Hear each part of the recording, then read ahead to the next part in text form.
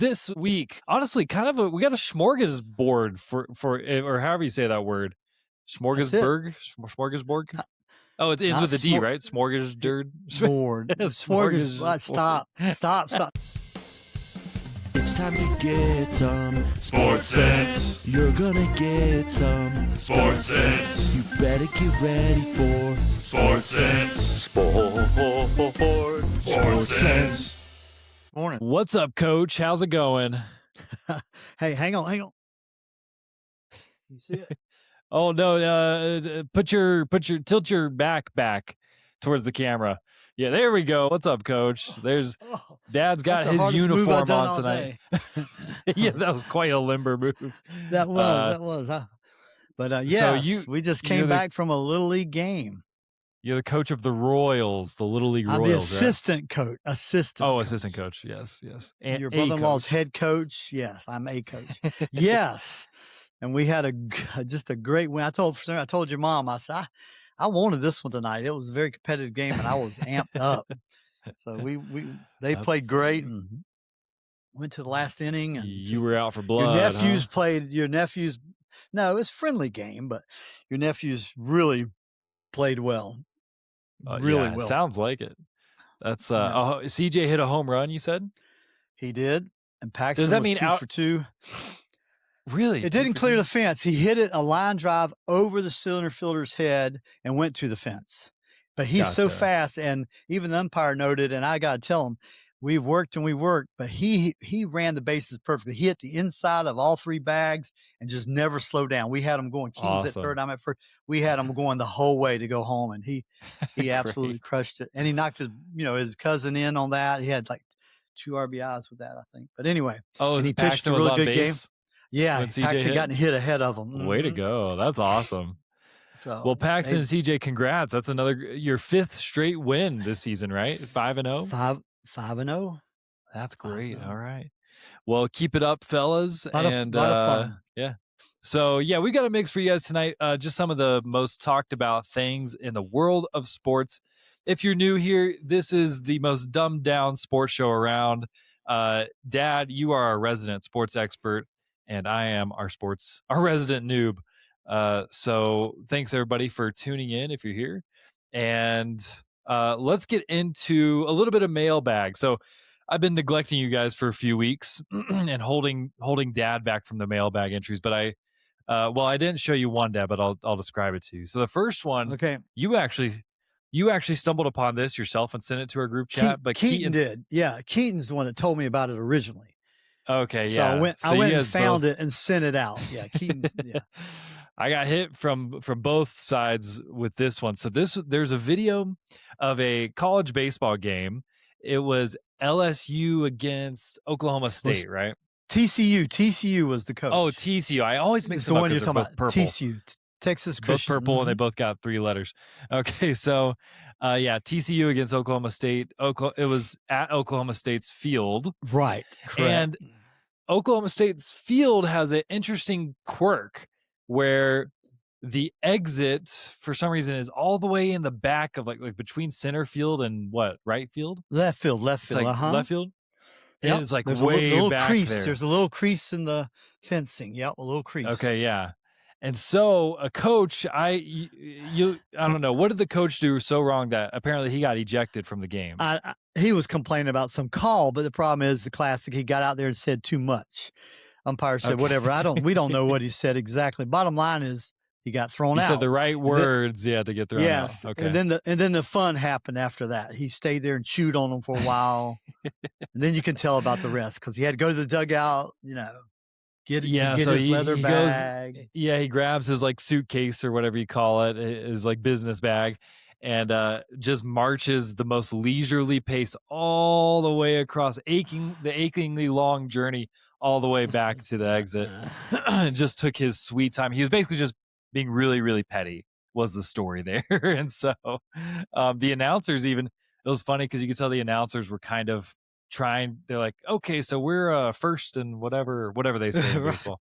And and then but he just paused, the announcer just paused because he realized he was not going to be able to start. There's no point in commentating yet because that guy was going to still be another minute until he got off the field. And But he just took his these players small, were in little, the slow field, steps, right? His players were in the field, so he was saying little things to him on the way out. chattering with him. You could yeah. see him talking a little bit as he walked by. He kept his head straight, but he kept talking a little bit. Yeah. And So the players were most, everybody was just waiting. yeah. I Pettiest thought it was coach funny. award for sure. Yeah, it was pretty Yeah, funny. I thought it was funny. He just tickled me to no end. Um, So it's worth a watch if you haven't seen it. Yeah, I watched the entire walk because he just had that just attitude in every step. It was so funny. So That yeah, was fun. so there you go. Okay. Next thing, Dad, I just put this in the notes, so this is a surprise for you. Tanner sent me this earlier today, and it is a video of an NHL player snapping a smelling salt under his nose and then even his eyes and kind of and just just getting, it looks like he's just inhaling some crazy drug basically. Now what, apparently this is a thing that athletes will do this and just to get a little extra hyper and a little jolt before going back out on into the game. How long has this been going on, and is this in all sports, or what the heck is this? Yeah. So originally, they were all over sidelines, especially any kind of contact sports for sure. In the old days, I'm going to throw you back. Throwback is all the team managers had those by the handfuls, because this is sad. But in the old days, it get a headshot like football or something, and they'd be woozy, or be almost knocked out. Concussed. Boxers did it. They did it all the time, and they take them in and they crack it open and put it under their nose to bring them back to alertness. Wow. So they can still play. Now that's the old-fashioned use of it. Yeah. Today, I'm sure that sounds. If he hadn't been hit, because nowadays, they pull them out for concussion protocol. They got all these crazy things, but boxers particularly used them all the time in the corner when they're wiping them off, fixing their cuts, and they wave that under their nose. Right, they crack one open and it would just light them up. It's such a strong ammonia-like is what it is, some sort of ammonia-like smell, and it'll flat bring you around. If you're almost knocked out, it'll bring you around. It's that strong. So what happens if a normal person like you or I just did it in the middle of the day? It'll make your sinuses go on fire and your eyes will tear up and you just will be lit. It'll take a little while for it to come. I have had one, yes. Really? Yeah, way long ago. Why did you? Because I got hit with the ball right between my eyes, messing around, and I had a swelling, and I had to, they're just during a game, like what they used to do. No, practice. Oh, okay, during baseball practice. Baseball, mm-hmm. And so they just lit you up with one of those and sent you back out. Makes your eyes tear up like crazy, and your nose, your sinuses are on fire.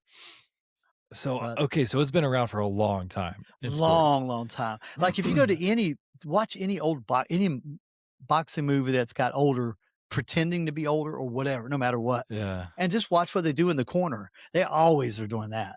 Interesting. Always maybe because I've never noticed it in the Rocky movies or anything. Oh yeah, he did it.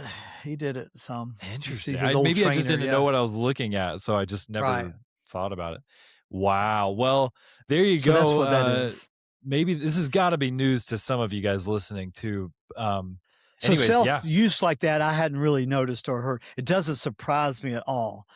Especially if they hadn't had a hit or some sort of injury that would cause that, maybe they're just dragging, or maybe their head's just foggy or got a little bit, maybe nobody saw it, but they took a shot somewhere along the way and they're a little bit groggy.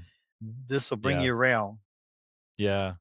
It's basically what Google AI told me was that it was for like focus, a surge of energy, whatever. So, but maybe that's the polite way of putting it. It's a surge of energy because it attacks your senses like never before, your olfactory senses. Well, send us. Best way I can say it'll light you up. That's all I can tell you. It's like snorting pepper spray almost. I was going to say, send us a message, whoever's listening to this, if you want us to do it on the show. I'm not doing that. So, of course, I don't know. In your older age, you're not old, but you're older. I don't know if I want to risk anything with you, but I'll try it. I'll try it on camera. Yeah, it'll clear your sinuses up. All right. Well, let's get into our main bits of news. So, first thing, a little bit of sports speak. Let us learn some sports speak. So, not a particular term here. I want to know a little bit about sports culture here. So, I was watching hockey, Carolina Hurricanes, of course, and the commentators were saying how these weren't the home commentators that I usually listen to. These are just national level on DirecTV or whatever. And so they mentioned how the Hurricanes, I'd never heard this before, are they have a notoriously bad visitor locker room. And the other commentator opposite of him was like, yeah, that's just part of the game. That's, play with their heads a little bit. That's just a good old fashioned part of the game right there. And so tell me a little bit about this culture of visitor locker rooms. Are there standards that you have to meet? Do teams try to ride the line of like bad enough to mess with the team's heads? So I do not know. I thought there's some minimum standards, but this goes to make it trips a memory in my mind about is it Oklahoma or Oklahoma State? One of their football stadiums that they have the visitor locker room of the football team visitors painted pink. Have you heard that? No, Google that real quick. Google that real quick. That's probably one of the most egregious things that's done to visiting. But think of football, right? Football, all macho and all that testosterone. University of Iowa's stadium. Iowa, there you go. And they have a nice stadium. They have the pink painted locker room is a famous psychological strategy used in college football. It uses a specific shade of Baker Miller pink to calm, relax, and reduce the aggression of opposing teams, is what Google says. Yeah, that's okay.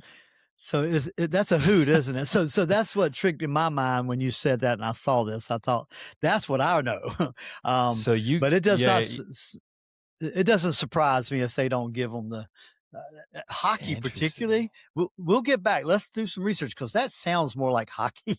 Hockey, they're kind of crazy, just brutal. Yeah, well, they're crazy. The commentator said that the visitors are having to do their workouts and warm-ups in the halls outside of the main locker room or whatever. I will say it's so small.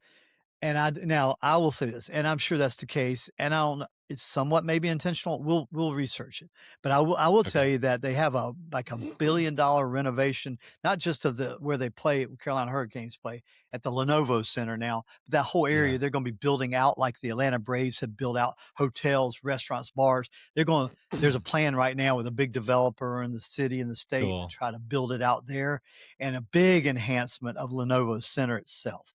So maybe visiting hockey teams and. No, what's funny is I don't know. They did mention that. Now that you say that, the commentators mentioned that, and they said, "I don't think there's any plans to renovate the visitor locker room as well." There you go. So again, but who knows what they know? You're teaching me something about hockey. Well, I would bet they know. That's funny. So, that's awesome. Right. We'll dig a little deeper because I want to. Maybe we could find, especially if it's true, we can find pictures of all the danky. Yeah, there's got to be stanky visitor locker rooms in hockey. That's just a hoot. Just I guess another way. I had never considered that. I guess I figured there was sportsmanship and common decency that they would make both locker rooms the same. This is hockey, man. I'm just kidding. So okay, well, there's just an interesting. Don't forget the Iowa one. That's a classic. That's been around for a long time. The pink is funny. Yeah, I love that. Reduce aggression. That's funny. Look up pictures of that, whoever's listening, because it's got a pink tiled floor, like from floor to ceiling. It's all pink. It's hilarious. The lockers, everything. Yeah. All right. Well, let's get into kind of our biggest chunks of news here. So, excuse me. The first one, I didn't dig into it. I don't think there's a lot to dig into, but I was seeing headlines.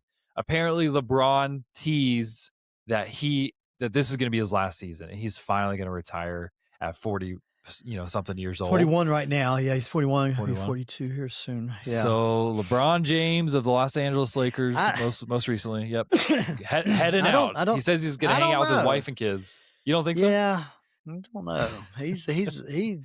I don't trust him in that yet, but boy, what a series he had without his other 2 stars. He carried the load, and what no one's been able to do in basketball what he's done at this age for as long and consistently. Yeah. I still think Jordan is the greatest assassin, cutthroat, greatest deliverer of basketball of all time.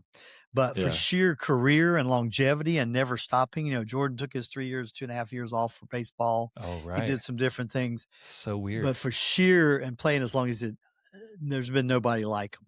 And so my hats off to him. They won the first series. He was the man. Okay. He was the man. I mean, the Lakers unbelievable. They finished off our team that we picked early on. Our team really? The Rockets? They looked terrible. They faded, and LeBron basically beat them by himself. So of course they had some big injuries, right, on Houston's team. They did, but still, LeBron did too. LeBron's best 2 players were out for 3 of these wins, so he did it on his own. Anyway, pretty crazy. So we'll see. We'll see if you're breaking news or not. Well, I mean, apparently he was saying how he's ready to just kind of relax, hang out with his family, and he was saying he's starting to say that kind of stuff. Do you know what rope-a-dope is?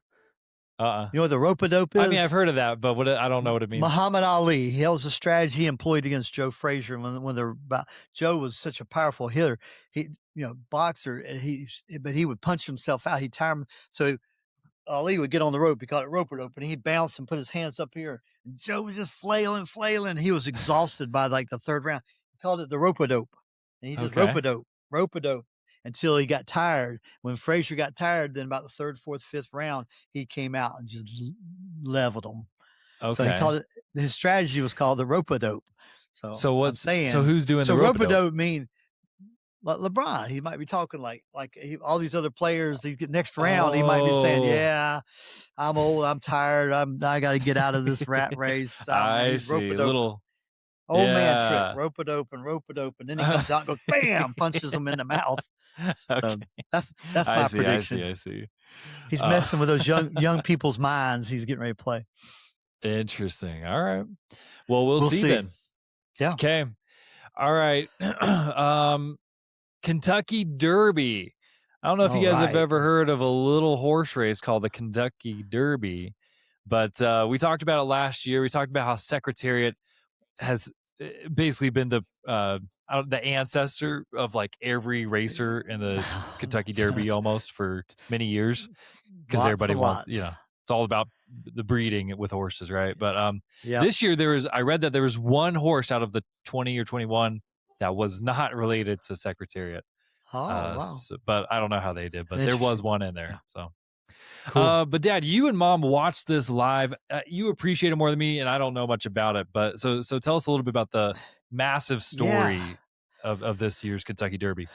So I do have a few things. So thanks for letting me, because number one, it doesn't take up any time. You don't have to, now they'll be on for 2 or 3 hours ahead. It's so much pre-race stuff, and it has to do with their clothing. So the real little personal story on this, way back when your oldest brother was a tiny baby. So what is this month? He was born January 15th. It was in May. We had a meeting. We spoke to my securities firm when we were little. So this was 1989. He was born January 15th, 89. We had that May. I was a keynote speaker for the National Independent Coal Operators Owners Meeting, and it was held in Kentucky. And we held it the weekend before the Kentucky Derby, and they have the Kentucky Oaks race. They have different races. So this is how long this has been. So it's been 38 years, I guess, right? 37 years, 37. Like that, 37. Anyway, we got to go to those races one night, the Saturday or the Friday night of those races 1 week before. So we got to go to Churchill's Downs, is what I'm saying. Cool. We got to see the facility, and it's not that big. It wasn't the Kentucky Derby, but it was still a lot of races, and they had the gambling and the betting, and it was cool. It was like, and those horses were beautiful. And so anyway, that's just, we've been there, but I've never been to the Kentucky Derby. Make that clear. But we were there the weekend before at the races that one time, way back in the 80s. Pretty cool. Pretty cool situation. Yeah. So if you want to just clock it, they originally said start tuning in at 6:57 p.m. Eastern Standard Time. what's interesting, I'm going to start here. I'll try not to take too much time, but there's a lot of nuance here. It's really fascinating. First of all, you never know how many to pay the fee. It's crazy fees. I can't remember what the fees are getting in. You have to look it up. The fee to pay to play or to run is crazy. Then you have to be approved and all this other stuff. But this is the 3-year-old horses, males at their peak. That's their peak. So they only race this one set of races, right? This age. And as we know, we'll talk about the Triple Crown next week because that was the first race of the Triple Crown. Anyway, so what's really cool is watch them. All these horses they are naturally, most of them, just flitting around. They are so high strung, man. And so they always have another horse beside them, right? A nice calm horse. You got the jockey on the horse, then you got another horseman or horsewoman on the other, and it holds the reins and tries to keep them. And they try to time it. In this case, there was 19 of them, right? They'd had a couple scratches. They initially started 21 scratches due to an injury or whatever, sickness of a horse. So there was 19, and they're all kind of, if you watch, it's like a dance. It's funny. You watch them all kind of moving out, loose, working their way towards their gate. And it's nothing organized looking because these horses are all bouncing around and throwing their heads up and they're moving their way. And you don't want to get in there too quick, right? You don't want to be the horse that's in there first and gets locked up the longest because so what they do is they start moving them in there and they all kind of have to get in there, but it's not like an order, like not 1, 2, 3. It's just kind of as you can get your horse in there and they get guys behind them and they just grab, like they lock each other's arms and they put it around their butt under their tail and they shove them in there for some of them. And then they close the gate right behind them. And that one's loaded and ready. Well, they kind of want to time it all where they all kind of get in there within a minute or two because, those horses can start getting crazy. Well, that was what was going on. And then all of a sudden, so about 7, 8, or 9 or 10 of them, a good amount were in there. All of a sudden, the horse named Great White, which is the most beautiful gray horse you've ever seen. He weighed 1,340 pounds. Just to give you an idea, 1,340 pounds of muscle. Wow. I mean, all of a sudden you see him raise up and throw up and throws his jockey off, and then he falls back on his back. Really? This was all. Oh yeah, it's making other horses, and everybody's going. So they're off trying to get that horse back under control. Well, that horse became a scratch because they can hurt themselves, right? He might have hurt his spine. They don't know. Okay. They didn't know at that point. So he's a scratch. How sick is that for an owner and a trainer? Yeah. That would be heartbreaking. You're feet away. And the jockey was so mad. You saw him standing. He was so mad at that horse. He was, because he, missed his chance to ride and make a bunch of money too. So, just think about that. You work your whole years to have that horse ready. So he scratched. So there's 18 left. Well, then they get all the horses out of the gates, let them roam around again. So the delay of the start was delayed. They had to get that horse out of there and get them all calmed down again and reasonable. And then they went at it again. Right. So that was one big thing that happened that thankfully doesn't always happen. The postscript on this is Great White is in great shape.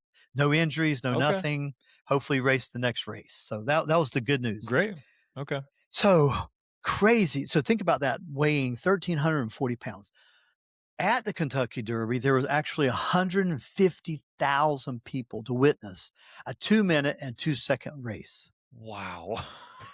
That's crazy. And I didn't know the stands could fit that many. Yeah, their record is 170,000 because they can put some in the outskirts of it too. So this was not the record, but it did have a record. It was a record, at best they had to tell, the record of the most viewers on TV or online, any way, shape, or 19.6 million people watched. So that's pretty hefty. That's like more than the Super Bowl, I'm pretty sure. I might be Super Bowl is like 50 or 60 million. Okay, or more. If you go worldwide, it's even more than that. It's crazy. But that is I'm the looking most at Churchill. sports. I don't want to get too hung up on this, but I'm looking at Churchill Downs. If you get the right picture, there's 3 layers. They go way up, and there's stands that spread way around the track. What? You just have you probably can't get the whole. I just find it shocking that you could fit that many people in there, but you can, but you can look at that. All right, so, all right. So one thing you had mentioned. So let's talk about this. So let's talk about the race real quick. I don't know if any of you have interest. If you were boring you to death, but my advice is go back and watch this race. No, yeah, You're going the to video invest is more totally than worth watching. you watch 2 minutes, 2 seconds, but you got to rewatch it where they show you the horse that won. They put a tracker on it with a little pin and a big name on it. And you get to watch where and why this is important is, Cooper, where did this horse start after they were already around 1/4 or almost over half the track? He was actually, bringing up the caboose, right? Very back. I mean, the caboose. He was the farthest one back, and about 3/4. They go 1.25 miles. That's how long the race they run. He literally was 3/4 of a mile. He was 3/4 of the race still on, and he was still the farthest horse back. And at one point, there was 3 of those horses, but he was the farthest, and there's 2 others. And there was separation probably between them and the big pack, so 15 other horses. There was a separation of those 3 horses of probably 40 yards, 30 yards, 25, 30 yards. Yeah. It was a good amount. So you not only was last, they were separated from the pack. But he just kept gliding. He started making his move. And they said one thing about a jockey and a horse. Apparently this horse always starts like this. The other races he's been in and won or closed, he starts like this. He starts in the back. He wants to get comfortable. And they said there is some advantage of it, but you've got to have a rare horse that can close like this horse did. So he ends up, and if you watch this replay, so you watch the horse race, then watch the replay, and just watch how long. I swear there's not even, it's like the last turn he starts to make his move, and there's plenty of room for him to move. They said that because he's so far back. He's kind of moving among, he moves, he doesn't get hung up with another horse. And then, as they say, not on the turn, but right around the straight, when it starts to straighten out, he goes wide. And then it's just, as they say, it's a horse race. He goes wide. But what is so hard to believe, these are like, we talk about athletes. These are athletes we talked about before. The greatest in the world, right here. You're talking about the best, the greatest, the healthiest. They were way ahead of him. I mean, you got to see it to believe it. And you watch how he eats up that distance, how he eats up the lead on those lead horses. It's phenomenal. It looks like they're all secondhand horses. And then all of a sudden you see 2 horses side by side. He ends up getting towards the lead. Well, he's probably about 6 horses back. All of a sudden there's another horse that he's catching up, and they get side by side. I mean, literally side by side.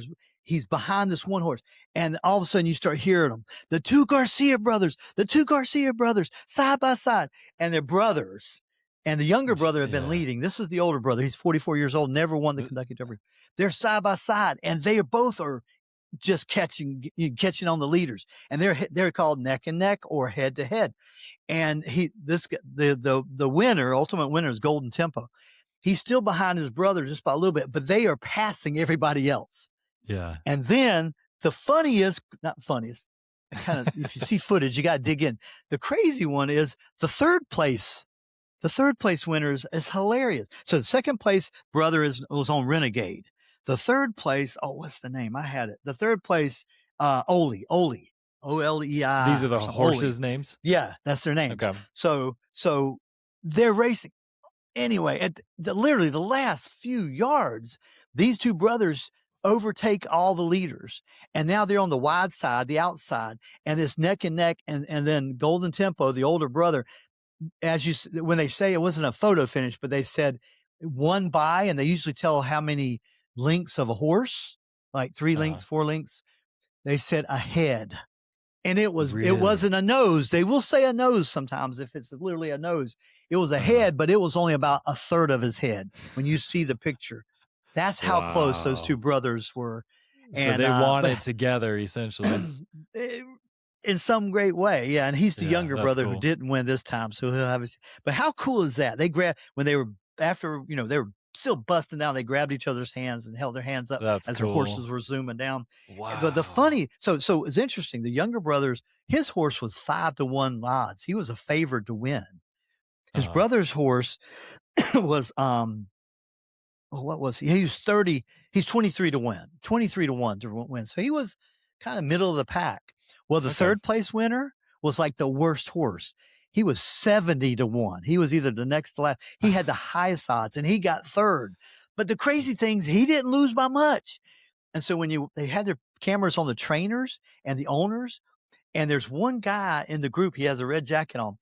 He's watching it, and everybody else is screaming because they're thinking third place. They're just blown. They're thrilled. They're stoked. They just made a ton of money, and their horse came in third. That was a 70-1 odds. I mean, that's crazy gambling odds. Let's put it that way. Okay. But the guy in the red coat, you could tell he couldn't tell because I don't know if he's a trainer or he wasn't just a bystander. He was either a trainer or one of the owners. He recognized they had a chance to win this thing. Okay. He had a chance to. He was sitting there thinking, and then they didn't win. And he was kind of. He was bummed that he didn't pull off the win. Okay. And then you see everybody else going crazy on their group, and he joins in. And I don't know. That's just the side. I love that. Love that 70-1 ends up. So that just shows you've got to run the race to find out what the horse, because anything can happen. There's so much strategy. The horse gets pinned. They can't get out. But a 70-1 horse, when somebody that bet on him was it win, place, or show? Show is third place. If they bet on him to show, man, for every dollar they got 70. So you can see how fast that adds up. So it's a great race. It had everything you could ever want. And here's the conclusion. The conclusion is there was a record set and a history made. This was the first female trainer to train a winner of a Kentucky Derby. So she was pretty cool. Mind-blowing that it took this long, but very cool. Yeah. There's not a lot of them. It had been for trainers. It had been a heavy male sport. Heavy males, and so is the jockeys. So that was pretty cool. It was fun watching her celebrate, and she's cool. I've heard her interviewed a few times. She goes, "Yeah, I didn't get into this to be the first woman of anything. I don't want that my gender to be. I never did that." But she said, "I will say, absolutely, yeah." And she tells a story about her mentor in 2017. She's about leaving. She's about done. She was going to go back to school or do something. And he said, "You've got something special. Stick with it." And so that's been 9 years ago. She stuck with it, and now she's cool. So I loved her interviews. She's just so down to earth and so cool. But she said, "I will say, I had 2 or 3 girls come up afterwards and say, I want to be a trainer like you."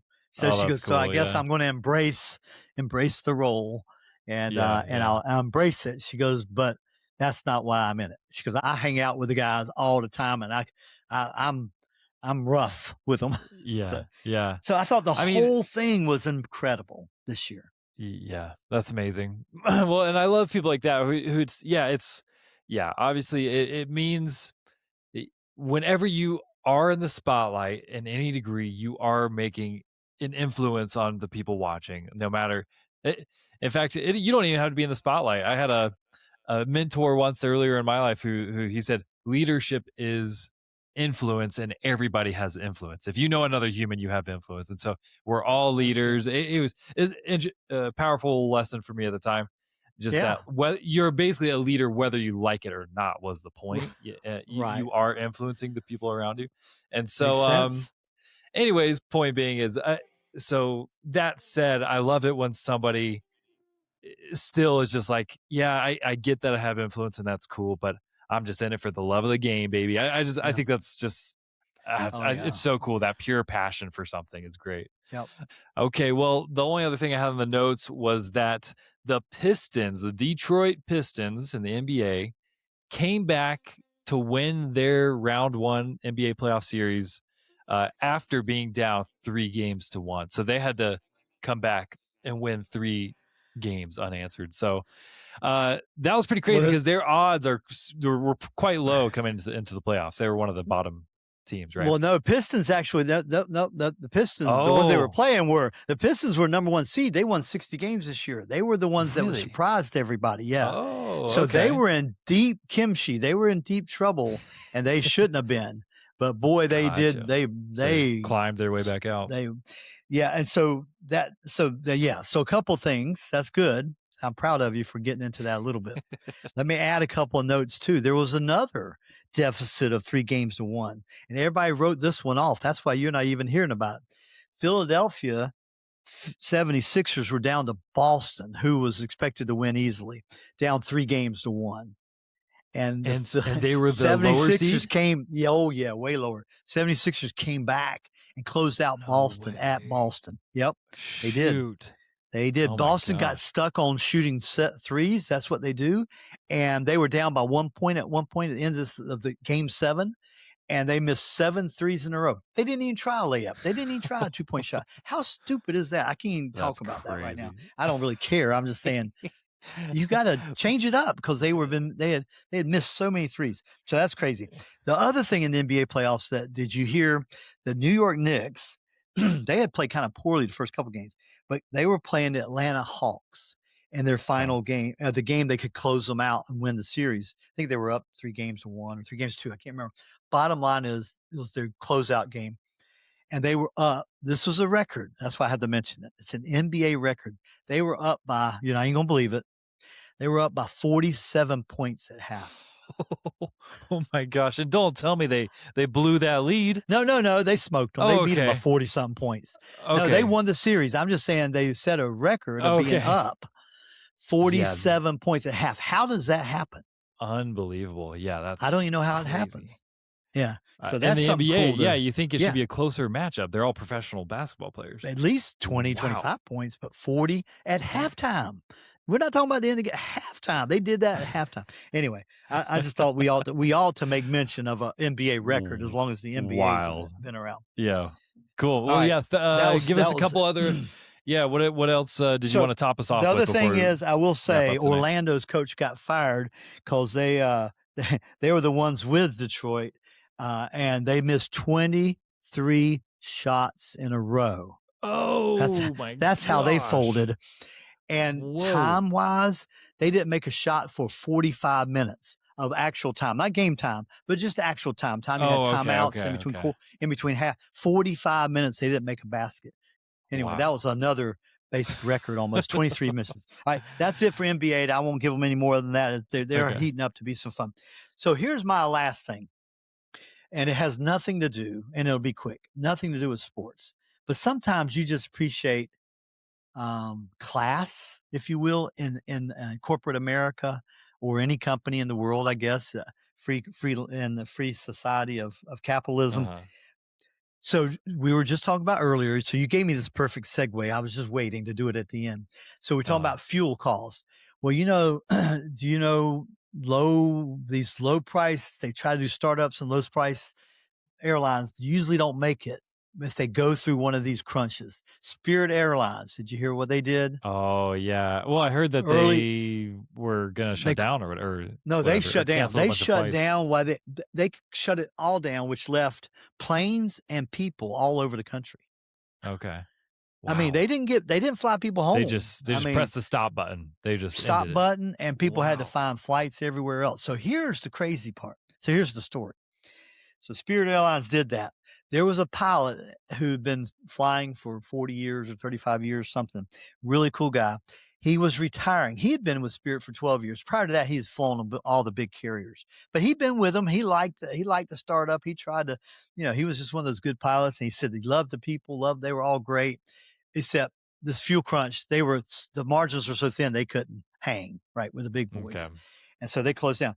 He was I forgot where he was, what city, but his son is a pilot for Love Airline, the Southwest. His son's a pilot for Southwest. His son had flown and met him in this city because it was going to be his dad's last flight in, and they was retiring, and they were going to celebrate him. Yeah. Well, the dad is there getting ready to fly, and they canceled the flight. It was his last flight of his retirement. Oh my God! And he got stuck. So wow. So his son was there to fly on the plane with his dad, and they were going to celebrate together afterward. Well, they both had to find a flight, and he works for Southwest. He's a pilot, and so he talked to one of the guys, the buddies, and he got on a plane.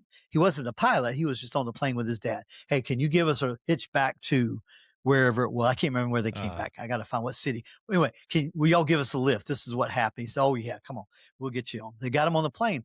And the son happened to mention to his dad, to the pilot of that plane, of the Southwest plane, said, "Yeah, my dad just really we're just really torn up. He's torn up because his last flight was to fly his plane back, and he's retiring today. Big celebration, all this stuff. And that's all he said. He says, so thanks. We need the lift at least to get home.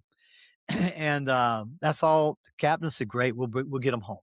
Well, unbeknownst to the father and the son, the whole time getting their plane ready, they were contacting Southwest where they were flying to. They got permission.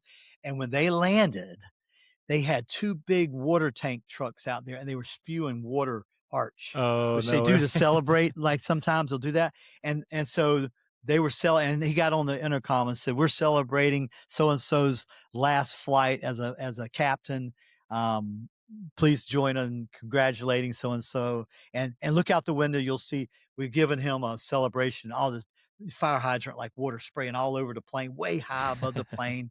And then when they got him to the gate, the Southwest Airlines employees, this is all done. And the father, he was in tears. He didn't know it.